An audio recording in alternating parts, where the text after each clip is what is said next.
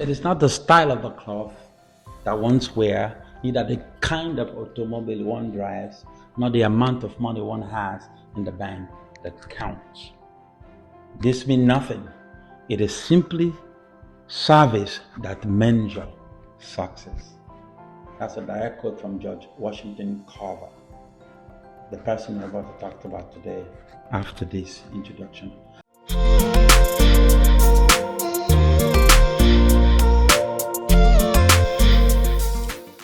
Our scripture foundation for today is from Proverbs chapter 18, verse 6.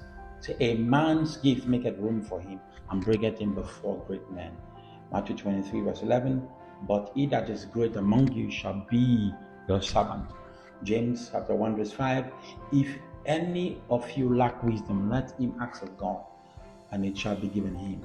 Romans chapter 8, verse 28. And we know that all things work out together for good to them that love God, to them that are called according to his purpose. Galatians 6, verse 9. Let us not be weary in well-doing, for in due season we shall reap it if we faint not. Now, this Lenten scripture, these verses reflect the heart of Carver's life. A gifted man who asked God for wisdom, served his generation, and turned trials into triumphs. His early life and his struggle. Now, George Washington Carver was born into slavery around 1864 in Diamond, Missouri. He faced numerous hardships before he could even walk. So was the case for many blacks in those days. He never knew his father, who died before his birth. When he was just a baby, his mother was kidnapped by raiders and never seen again.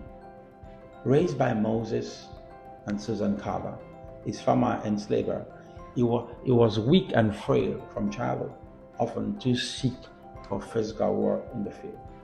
But even when his body was weak, his mind and his spirit were strong. He developed a love for learning at a very early age, reading the Bible and studying nature and drawing flowers and plants. He was denied access to many schools because of his race, as also many blacks in those days, or blacks in those days. Still, Carver was determined. He walked for miles just to attend a school that could accept a black student. He worked as a cook, a cleaner, and in burns, and doing whatever it took to stay in school and learn. What a dedication. A great man. His early life was marked by hardship, but also by resilience. What could have crushed him, carved him, made him, formed him, carved him instead. From tragedy, he built tenacity. He built tenacity from tragedy. His education. George Washington Carver hunger for knowledge led him to Simpson College in Iowa in 1890. There he first studied art and developed a remarkable talent for drawing and painting flowers and landscape. One of his professors saw his gift for science and encouraged him to pursue agriculture instead of the arts. What a wonderful concept. He then transferred to Iowa State Agricultural College, now known as Iowa State University, where he became the first black student and later the first black faculty member. He earned a Bachelor of Agriculture in 1894 and a master's degree in 1896. During this study, he became known nationally for his innovative work in plants, biology, mycology, the study of fungi. Against all odds, Carver went from slave to scholar, from rejection to revere. He did not just learn, he mastered. He did not just rise, he lifted others up with him. That's what we're supposed to do when we rise with others. What happened when Carver arrived in the South? Now, when Carver arrived in the South in 1896, Booker T. Washington personally invited Carver to join the Tuskegee Institute in Alabama. I think I've talked about the video of the Tuskegee Institute in one of our videos here in this channel. Carver accepted the invitation, but what he encountered rather shocked him. The South was still deeply segregated, economically devastated, and agriculturally exhausted. Sharecropping kept black families in a cycle of poverty. The land had been ruined by generations of cotton farming. Things were not getting better. Carver arrived to find a broken South, broken land, broken system, broken hope. His laboratory at Tuskegee was tiny, poorly equipped, and often lacked basic tools. He sometimes used junkyard parts, kitchen parts, and kitchen parts and handmade down microscope to carry out his experiment. Still, he thrived, and yet he stayed. He was offered a high-paying job by major companies like Thomas Edison and Henry Ford, but refused, saying, "Tuskegee is where I belong. My life belongs to the people." What a man of service. Carver chose the hard road. He went where the need was the greatest, not where the money was easiest. That's a lesson for all of us. And that decision will change the South forever. What did Carver do when he arrived in the South? He did five things that I note in my research. When John Carver arrived in the South, he devoted the rest of his life to uplifting Southern farmers, especially poor black South sharecroppers, trapped in poverty and the cycle of defeat and worn out soil. The first thing he did, he restored the land through crop rotation. He taught farmers to rotate crops like peanuts, sweet potato, soya beans, and in place of cotton. This crop replenishes nitrogen in the soil, which cotton have drained. This makes the land productive again and reverse decades of agricultural collapse. That's the first thing he did. Number two, he turned peanuts and sweet potato into an industry. This was the first time in the history of the South, the history of the world for that matter. Carver developed hundreds of products from crops that grew easily in the Southern soil, from peanut to rubber to plastic to ink to soap to glue, paint, cosmetic fuel. From sweet potato, he made flowers, rubber, starch, synthetic rubber, paper, vinegar. This gave the Southern farmer economic alternative to cotton, opening door to small-scale local industries and self-sufficiency. Number four, he taught farmers practical low-cost method. He wrote agricultural bulletin in simple language, covering how to compose, how to enrich soil naturally, how to build homemade tools, and how to preserve food. What a great man. He also traveled across the South in a mobile classroom called the Jessup Wagon, teaching farmers hands-on technique they could use right away. The fourth thing he did, he empowered black farmers to become independent, which was extremely important. In fact, that was one of the goals of Booker T. Washington. In a time of racial segregation and oppression, Carver gave black farmers dignity, education, to become landowners and entrepreneurs, not just laborers, because that's what the life that we are subjected to. Number five, he built the agricultural South through Tuskegee. He trained generations of students at Tuskegee to go out and transform all our community through education, innovation, and service. In short, Carver did not only just heal the land, he helped heal the people who lived on it. He restored soil, sparked new industry, created pathways out of poverty, all through wisdom, faith, and practical innovation. Where did he get his name? when I talk about this story, people talk about it, people forget where I get this inspiration from.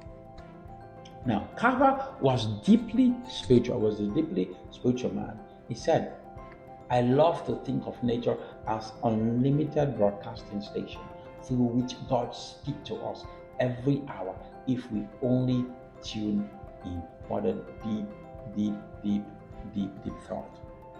He will rise at 4 a.m. in the morning, every morning, walk into the woods and pray. God, show me the secret of the universe, he said. He said always, he was very scientific. He saw every scientific discovery as a revelation from the Creator. Carver was not just inspired by nature. No, he was inspired by the one who made it. He did not separate his faith from science. He combined faith and science. In fact, his faith gave him purpose in his research. He believed in his inspiration came not from ambition, but from a desire to serve humanity and glorify God through the sciences. He asked God for insight and used it to uplift a nation. What are you using your insight for? His legacy, it's profound. Carver became the most prominent black scientist and innovator of his time, and one of the most important figures in his days. He developed over 300 products from peanut, not peanut butter, but plastic, paint, soap, glue, cosmetic, rubber, and even gasoline additives. He created more than 100 products from sweet potato, including flour, vinegar, rubber, and synthetic rubber, as well as numerous others from soybean and pecans. But Carver's legacy wasn't just in his lab. He counseled U.S. presidents and international leaders. He advised Mahatma Gandhi, the famous Mahatma Gandhi, on nutrition and sustainability. His work influenced agriculture, chemistry, industry, education, and civil rights across the world. And though he had every right to seek wealth, he refused to patent most of his inventions. God gave them to me, he said. How can I sell them to someone else? Wow. He did not pursue riches, he pursued righteousness. How did he revolutionize the economy of the South? After the Civil War, the Southern economy was devastated by war. Its soil had been stripped out of nutrient by endless cotton farming. Carver introduced the practice of crop rotation, alternating cotton with peanuts, sweet potato, and legumes to restore nitrogen to the land. What a great man! Now, these crops weren't just for soil repair. Carver taught Southern farmers how to use them to create everything from food to ink to paper to fuel. He empowered thousands of black and thousands of black farmers and sharecroppers to become more self-sufficient and prosperous because of his selflessness. He's teaching at Tuskegee Institute, where he worked for over 40 years. Combined agricultural innovation with dignity empowerment. He revolutionized the South economy not just with political power, but with peanut, prayer, and purpose.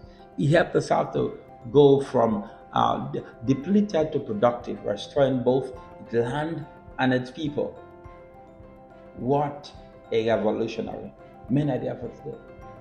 George Washington Carver life shows how a person, even born into slavery, an extreme hardship, can transform the world through resilience, faith, wisdom, and service. His legacy was not in what he owned, but in how he served.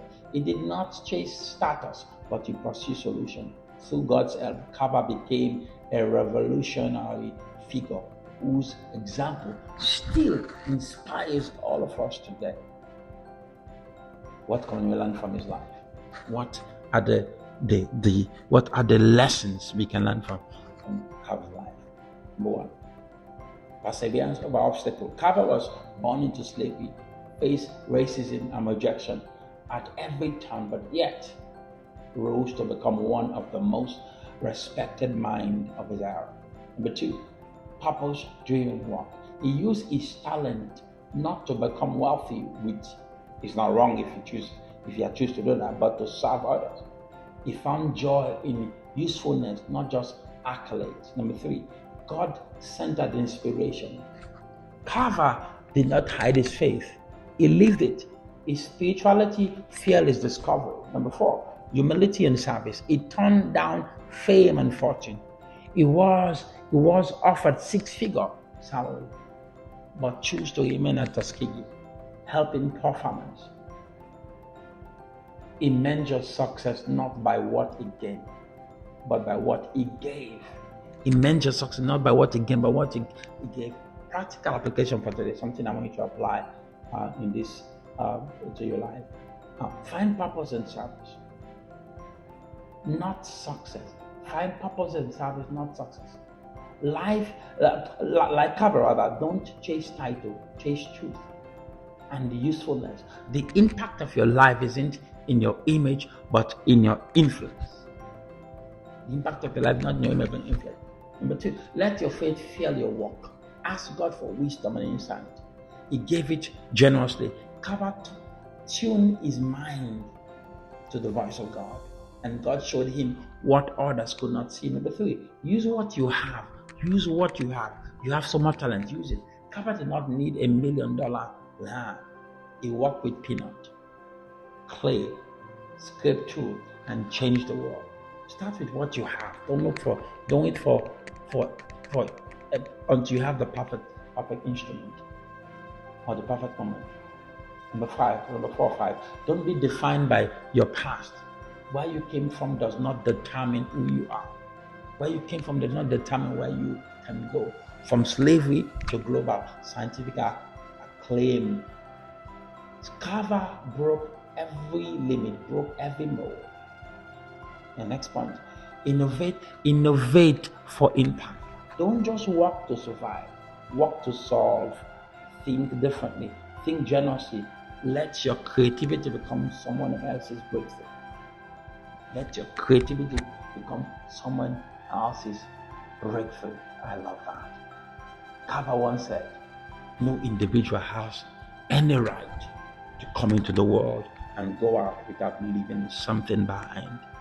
No individual has any right to come into the world and go out of it without leaving something behind.